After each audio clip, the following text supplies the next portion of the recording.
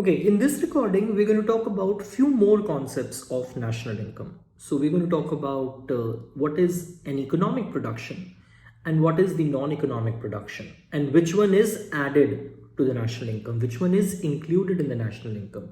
Then what are the intermediate goods and what are the final goods and services. So is there a difference between the treatment of goods and services, right? How do you do that? And transfer payments, what are these transfer payments, and how do you, whether you add transfer payments or not to the national income. Also, what are consumer goods and producer goods. So let us just look at this, a very quick recording. Just have a look at this. So you have economic production.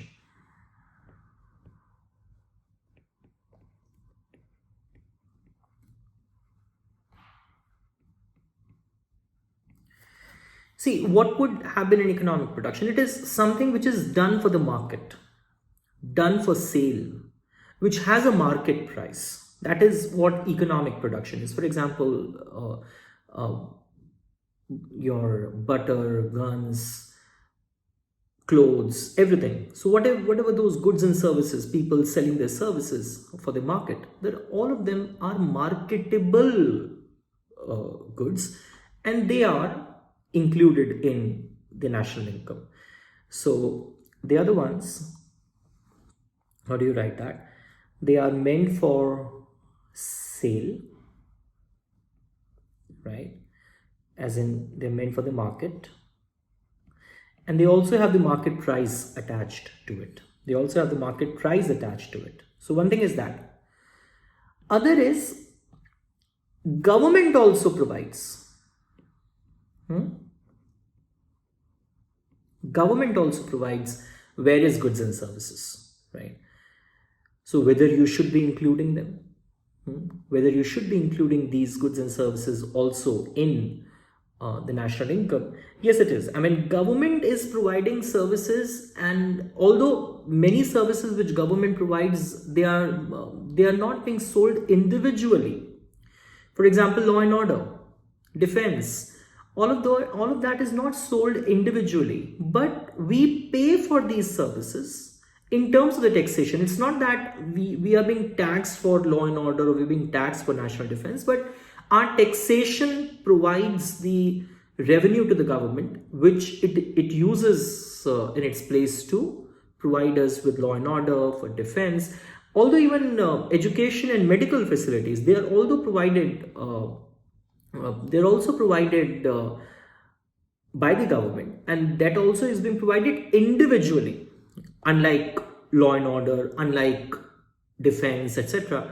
They're also provided individually, but government is not providing them with a motive to earn profit. So we value them at cost, and we do value it. I mean, we do include it in the national income for sure. So there are many services which the government is providing, which will say they do not have the market,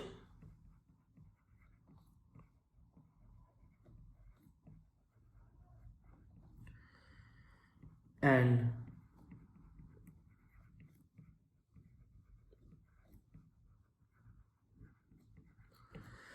do not have the market price, right? And sometimes it's not even possible to sell or to provide the government services individually, except in the case of education or maybe in terms of medical facilities. But even there, the motive is not to earn profit, right, by the government.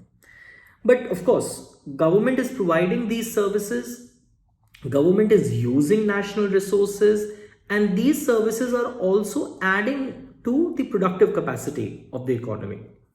So they have to be included in the national income.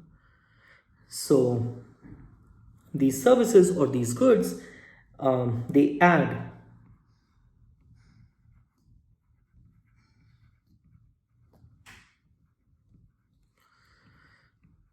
to the productive capacity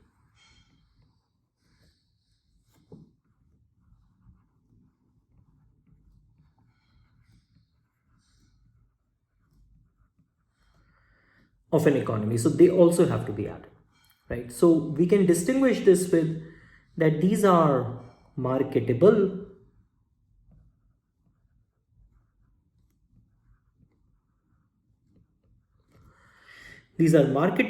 production, and these government services, they are non-marketable production.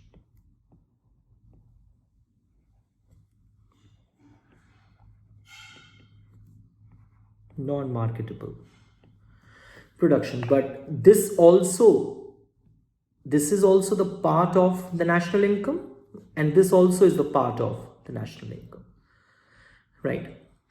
Then you have, so first thing was this, your economic production. Similarly, you have non-economic production. I mean, how do you distinguish?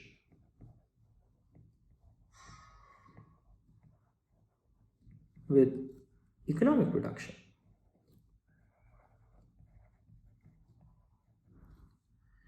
One, it is not for sale.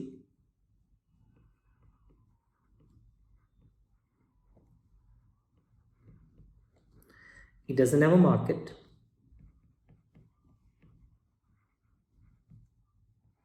No market price attached. No market price which is attached. For example, you do things for yourself also. You do things for your loved ones also. So those are some non-marketable activities. You cannot put value to it, right? So our family members, they love us, and for example, they do many services for us. For example, they make food for us. So if you go in the market, preparing food will have a cost attached to it, will have a price attached to it, but we do not put value to it. So non-economic production done for the self, done for our family members, done for out of humility, out of affection, anything, you cannot put a market value to it, you cannot put a value to it. Hence this is also out of the scope of the national income, so we do not include it. Otherwise it will lead to overestimation of the national income. They are not included in the national income.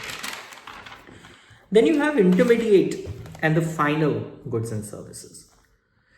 So what do we write for the intermediate and the final goods and services? So first of all, these goods, I'm not writing services, goods, well, they can be intermediate. They can be, I'd rather write it here, so sorry.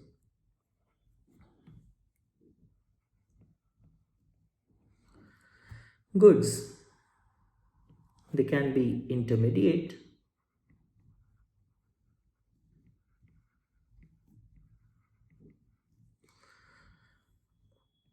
or they can be final, right? They can be intermediate good, or they could be final good. The final goods is something which is sold directly to the consumers, right? Which is being used directly by the consumers for the satisfaction of their own wants. Intermediate goods are those which are used in the production of the final goods and services, which are used directly by the consumer. So intermediate goods are being used by the businesses or the firms for the production of the final goods and services, right?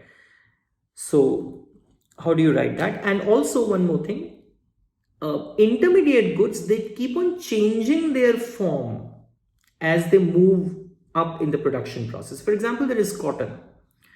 That cotton goes to mill, that then it becomes a yarn, and then it becomes a cloth, and then it goes to the final consumer. So there are stages, right? So those stages, at every stage, the intermediate good, it changes its form. But the final good is the good which doesn't change its form. It is at the end of the production stage cycle, and it doesn't change. So, and it is being used finally by the consumers in that particular form only. So just write one or two lines. That is goods that flow from one stage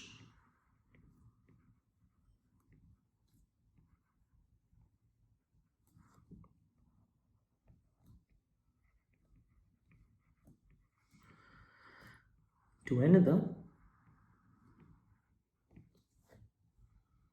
right, in the production process.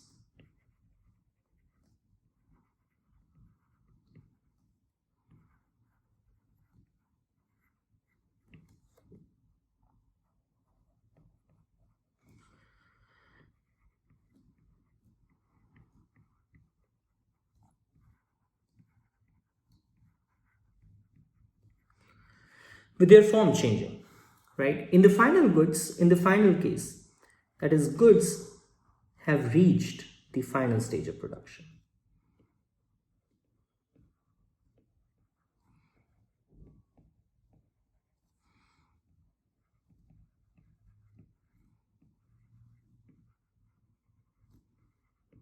Right? They've reached the final stage of the production and flow to the ultimate consumer.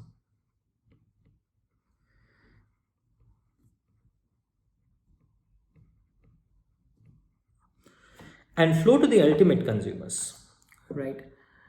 Okay, why do we think that we need to distinguish between the final goods and the intermediate goods? So we need to distinguish because we can only keep the final goods in the estimation. If you keep on keeping the intermediate goods also in the estimation, then what happens is that it will lead to the problem of the double counting. So you would have included cotton also, the second stage of production also, and then the cloth also. So it will lead to the overestimation of the national income. So in order to avoid the problem of double counting, we need to distinguish between what is an intermediate good and what is the final good. So why is this distinction important? This distinction is important because we need to avoid what is the double counting, and because double counting would lead to the overestimation of the income. So this distinction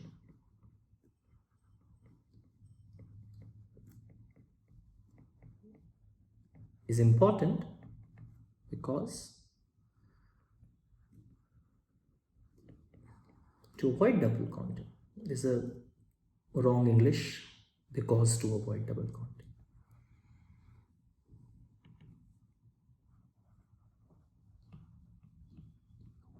This distinction is important as we need to avoid double counting, whatever. And what is the problem with double counting? Because this double counting can also lead to the overestimation of the national income. We do not want, we want an exact figure. Because in case if this happens that there is an overestimation of the national income, then what will happen is that it might be the case that you might think that your welfare is more while it is not, right? So if you think that your income is 400 while your income is actually 100 only, you might think that your standard of living has increased, which it has not increased. So we want to avoid the double counting because this double counting will lead to the overestimation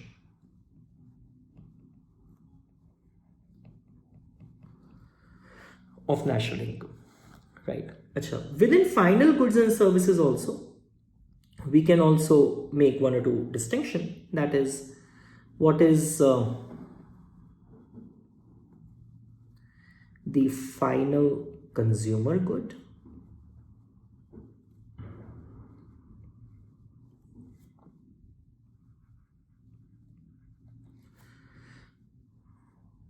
and what are the final capital goods.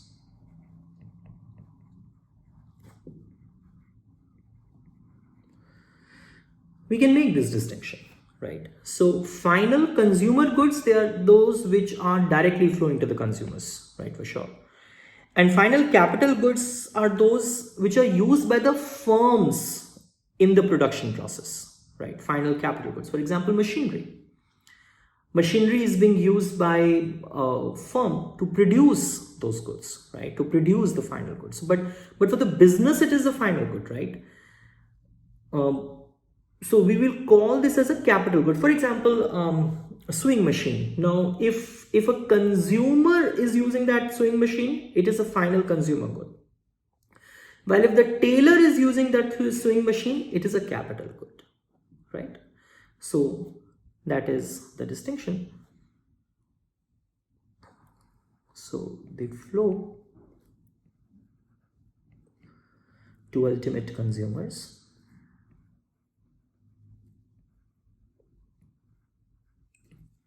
and here they are finally used by firms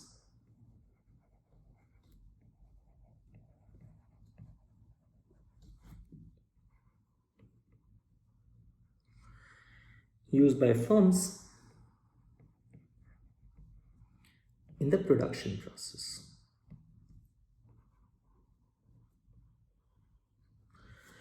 the production process. And these are also called investment goods.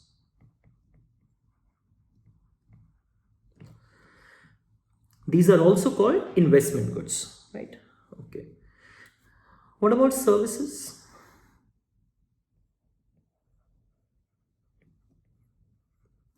Now, there is a very thin line. I mean, you need to distinguish services in terms of what is the purpose of using that service. So if that service is being used by the final consumer, we'll call that as the final service.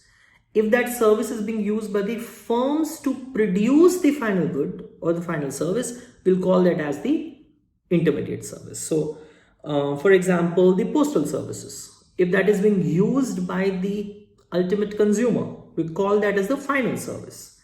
But if that being used by the businesses, we call that as the intermediate service. So for example, intermediate service, so I'll just write one line. It depends on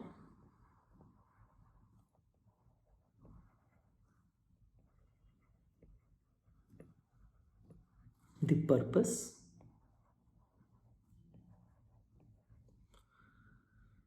of their use.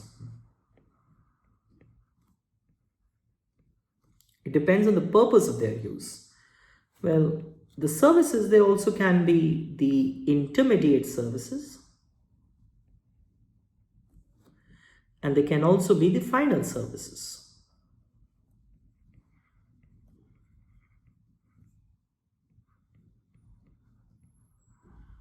Intermediate service or final service, right? So intermediate service would be one, I mean, when you're using those services for the production purposes. For example, businesses or the firms using the postal services. So we call that as an intermediate service. While if that service is being used by the ultimate consumer, we call that as the final service, right? For their own private consumption, we call that as the final service. That's one thing. So then you have the third one, which is the transfer payments. It's very simple. So transfer payments is something, for example, scholarship. College is giving you the scholarship. Of course, you would have worked very hard in order to get that scholarship, but you do not have to pay anything in return. Or a pension. So there is nothing in return which you have to give. You with me? So for example, you pay me money, I'll give you good or service in return. But if you just pay me money and I do not have to give anything back to you, that is a transfer payment. That is without any quid pro quo, right? That is what transfer payment is, right? So that is the flow of the money. Money is flowing without any reverse transaction for the goods or services. So you're paying me money, but I do not have to pay, I do not have to give you any good or service in return. That would become a transfer payment. So this is those payments without any quid pro quo. So they are the flow of the money, but that too without any reverse transaction, that is reverse flow of the goods or services. They are not counted because they are not counted in the national income. Why? Because there's no addition to the productive capacity which is being made. There's no additional production which is being made through those with that transaction. So they're not added into the national income. Not added into the national income, right? No no, they do not result in any addition to the total production, and they do not add any value to the society. We do not add it to the national income. And then you have the last one, which is the consumer goods and the producer goods. So again, those consumer goods or producer goods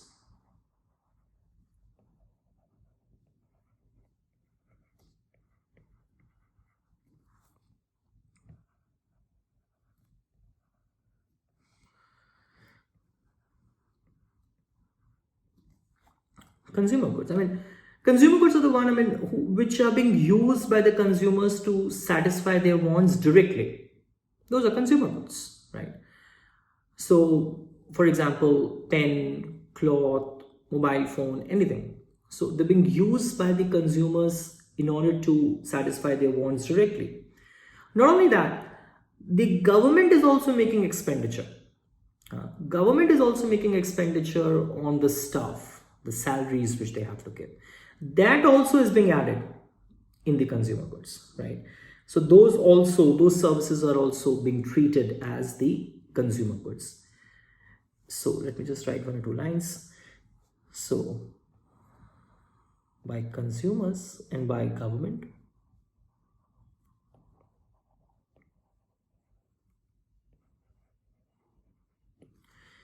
so consumers, when they're being used by consumers directly to satisfy their want, government makes expenditure on the staff, on the salary, education, healthcare, law and order, etc. All of those things, those services are also being added, and they're treated as the consumer goods only, right? So those payments on, you can say,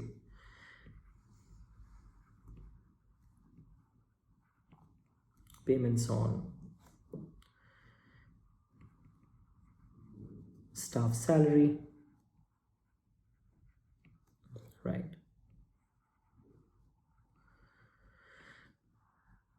Education,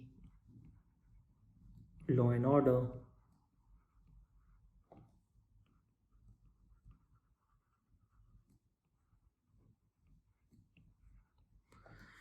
healthcare, etc.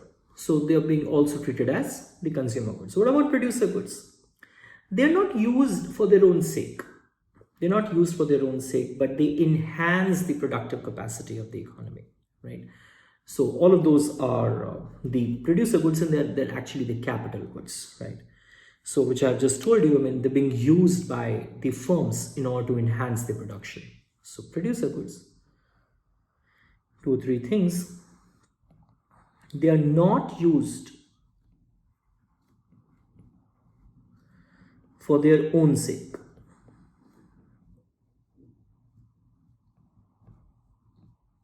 Right.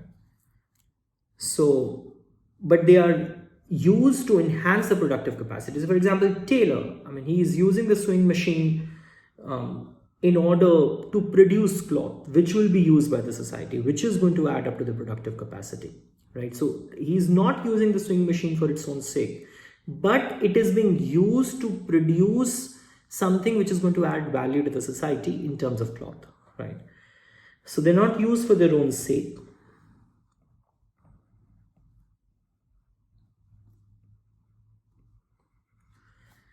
but are used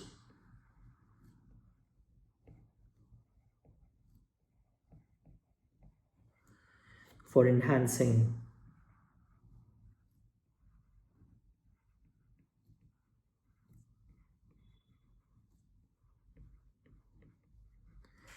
productive capacity of the economy,